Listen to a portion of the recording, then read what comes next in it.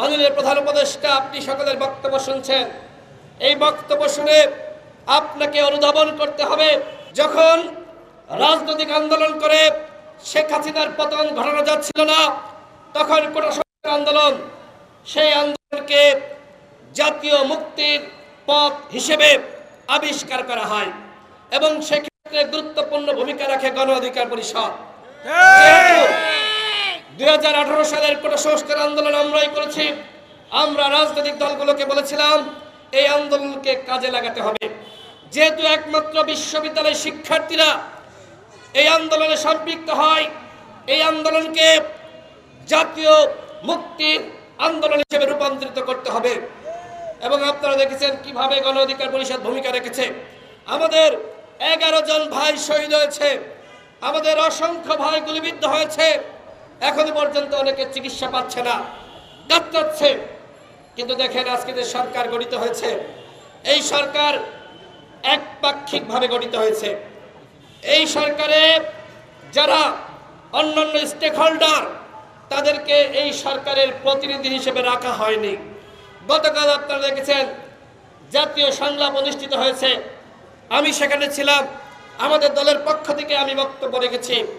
আমি বক্তব্য রাখার আগে সেখানে আরো কয়েকটি দলের নেতারা বক্তব্য রাখলেন। তারা প্রত্যেকেই সরকারের সমালোচনা করেছে। 5 মাসের অধিক সময় অতিবাহিত হয়েছে। এই 5 মাসে সরকারের সফলতা কতটুকু, আমি অন্তর্বর্তীকালীন সরকারের মাননীয় প্রধান উপদেষ্টা, তাকে উদ্দেশ্য করে বলেছিলাম, মাননীয় প্রধান উপদেষ্টা, আপনি সকলের বক্তব্য শুনছেন। এই বক্তব্য শুনে আপনাকে অনুধাবন করতে হবে, সরকারের প্রতি মানুষের ভালোবাসা বেড়েছে নাকি কমেছে, সরকারের প্রতি মানুষের ক্ষোভ বাড়ছে নাকি সন্তুষ্টি বাড়ছে। আমি সেই প্রশ্ন করেছিলাম।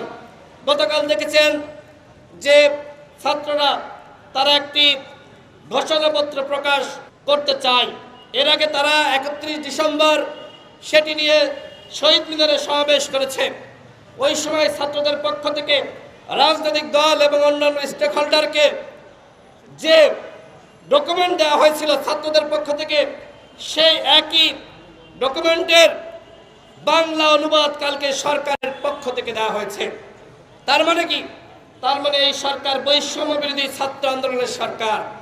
এখন কিন্তু বন্ধুদের মাথায় রাখতে হবে, সাধারণ শিক্ষার্থীরাও এখন আর বৈষম্য বিরোধী ছাত্র আন্দোলনকে নিজেদের প্ল্যাটফর্ম হিসেবে দাবি করতে পারছে না। আজকে এই প্ল্যাটফর্মটিকে রাজনীতিকরণ করা হয়েছে এবং দখল করা হয়েছে। ছাত্র অধিকার পরিষদ, ছাত্রদল, ছাত্র শিবিরের অসংখ্য নেতাকর্মীরা এই প্ল্যাটফর্মে থেকে আন্দোলন করেছে।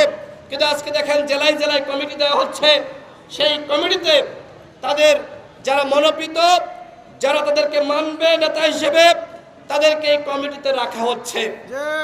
তাহলে ওই সময় আপনারা বলতে পারতেন যে আমাদের সাথে যারা রাজনীতি করবে তারা ছাড়া আমাদের সাথে কেউ আন্দোলন করতে পারবে না। তাহলে আমরা দেখতাম যে তোমরা এই কতিপয় ছাত্ররা কিভাবে সরকারের পতন ঘটাতে। আজকে যখন সরকারের পতন নিশ্চিত হয়েছে, এই আন্দোলনে প্রত্যেকটা রাজনৈতিক দল ভূমিকা রেখেছে, এমনকি সাংবাদিকরাও ভূমিকা রেখেছে।